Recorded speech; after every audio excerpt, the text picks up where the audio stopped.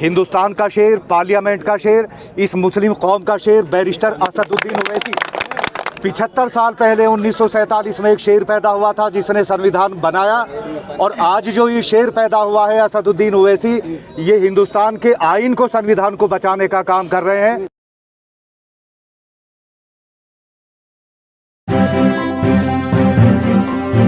Media voice, आपकी आवाज।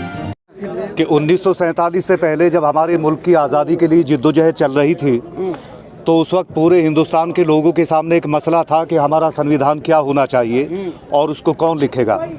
तो एक शख्सियत पैदा हुई और वो भी बैरिस्टर थे।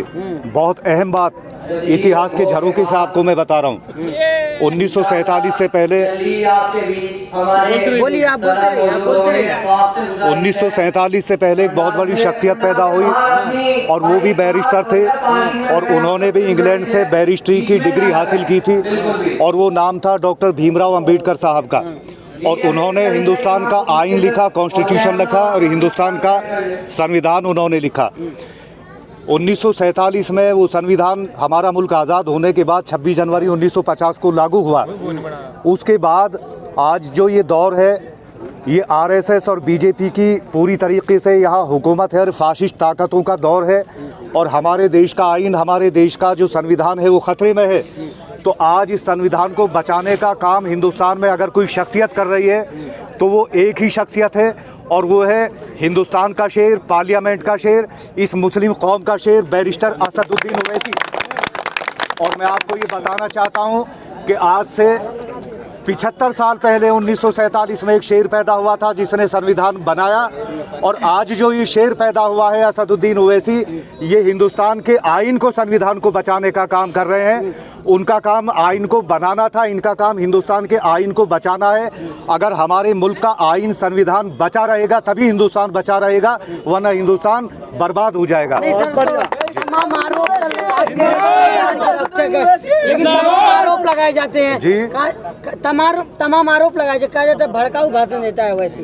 देखिए, अगर सच बात कहना, भड़काऊ भाषण देना है तो उसको आप सच बात, ओवैसी साहब वो बात कहते हैं जो ट्रांसपेरेंट होती है, ओवैसी साहब वो बात कहते हैं जो सच बात होती है। और आप देखिए, आपने डिबेट्स में भी सुना होगा, पार्लियामेंट में भी बैरिस्टर साहब को सुना होगा कि बैरिस्टर साहब जो बात कहते हैं उसका कानूनी सबूत होता है, उसका दस्तावेजी सबूत होता है। तो उसमें भड़काऊ बात कहाँ है? हिंदुस्तान में तमाम दूसरी पार्टियां जितनी मतलब राजनीति कर रही हैं, ख़ास तरीके से बीजेपी कर रही है, दूसरी पार्टियां कर रही हैं, वो उससे भी ज़्यादा मतलब भड़काऊ बात कर रही है। हम तो भड़काऊ बातों का सिर्फ जवाब देते हैं, अपनी तरफ से हम कोई भड़काऊ बात नहीं करते। बैरिस्टर साहब भड़काऊ बातों का सिर्फ जवाब देते हैं। और एक बात मैं आपको बता दूँ, इस वक्त हिंदुस्तान में सबसे ज़्यादा सेक्युलर पॉलिटिक्स का, सेक्युलर राजनीति का सबसे बड़ा अगर कोई चेहरा है धर्मनिरपेक्षता का, तो बैरिस्टर असदुद्दीन ओवैसी साहब हैं। ये भड़काऊ भाषण का हम भड़काऊ भाषण देते नहीं है, भड़काऊ भाषण का हम जवाब देते हैं। जी, तो तमाम आरोप भी तो लगाते हैं कि जहाँ जाते हैं तो लोग कहने लगते हैं वोट कटवा आया हुआ है। अखिलेश यादव राजभर आपके साथी थे कल तक, वो कह रहे हैं कि वोट कटवा है, वो भाजपा से मिला हुआ है। देखिए, वो इसलिए ऐसी बात कह रहे हैं कि आज तक सबने मुसलमानों का वोट इस्तेमाल करके और अपनी कुर्सी बचाने और सत्ता भोगने का काम किया है। आप ये देखिए कि समाजवादी पार्टी के पास अपना कोई जनाधार नहीं है, मुसलमानों की वोट पर राजनीति करती है। बहुजन समाज पार्टी के पास दलितों के अलावा दूसरा कोई जनाधार नहीं है, मुसलमानों की वोट पर राजनीति करती है। कांग्रेस के पास अपना कोई बेसिक वोट नहीं है, मुसलमानों की राजनीति की बात करती है। तो ओवैसी साहब इस 75 साल के इतिहास में, आज़ादी के बाद, अगर मुसलमानों को जागरूक कर रहे हैं, मुसलमानों को मुत्तहद कर रहे हैं, तो इसमें वोट कटवा की क्या बात है?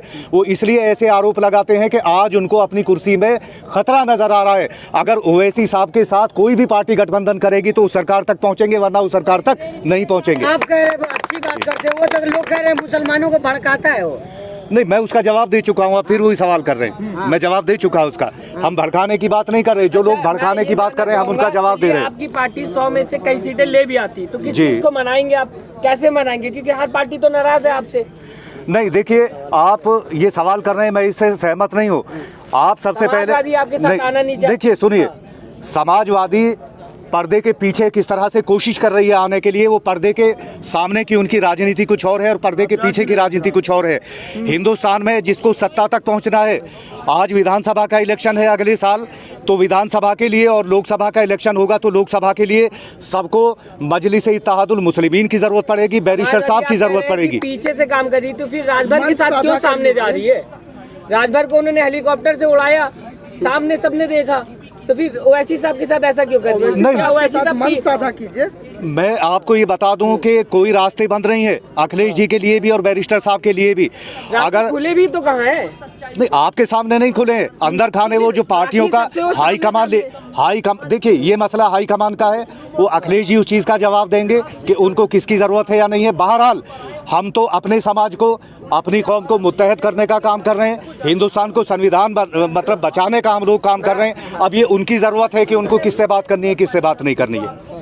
इसका जवाब हमारे प्रदेश अध्यक्ष देंगे, बैरिस्टर उसैदुद्दीन। कि पर्दे के पीछे से काम हो रहा है, ऐसे तो लोग इल्जाम लगाते हैं कि बीजेपी भी MIM कहीं ना कहीं पर्दे के पीछे से खेल रहे, ये भी तो इल्जाम नहीं, उसका कोई सबूत नहीं है। आप ये देखिए, आप एक बात बताइए कि बैरिस्टर साहब पार्लियामेंट में खड़े होकर के, जहां हमारे देश के प्रधानमंत्री मौजूद हैं, हमारे देश के गृह मंत्री मौजूद हैं, वहां आंख से आंख मिला करके NRC का बिल वो फाड़ के फेंक देते हैं और इस देश के संविधान के लिए, इस देश की अक़लियतों के लिए, अल्पसंख्यकों के लिए पार्लियामेंट में खड़े होकर वो बात करते हैं। तो इसमें मतलब वो सवाल गलत है कि बीजेपी के लिए अगर बात की जाए तो कांग्रेस भी आई थी, आम आदमी पार्टी भी आई थी, काफी वो अपना अपना तरीका है, हमारा तरीका अलग था, उनका तरीका अलग है। आप ये देखिए कि कांग्रेस की वजह से या दूसरी पार्टियों की वजह से पूरे देश में आंदोलन नहीं हुआ है NRC के खिलाफ, सिर्फ बैरिस्टर साहब की वजह से पूरे देश में आंदोलन हुआ NRC के खिलाफ। अच्छा, आप भूल गए, शायद जामिया से शुरुआत हुई थी इसकी। नहीं, जामिया ने अपना, देखिए जामिया से शुरुआत हुई तो, लेकिन जामिया वालों का भी कोई तो प्रेरणा स्रोत था, उन्होंने भी कहीं से हौसला तो हासिल किया, और वो हौसला अगर किसी शख्सियत से हासिल किया तो बैरिस्टर साहब से किया उन्होंने।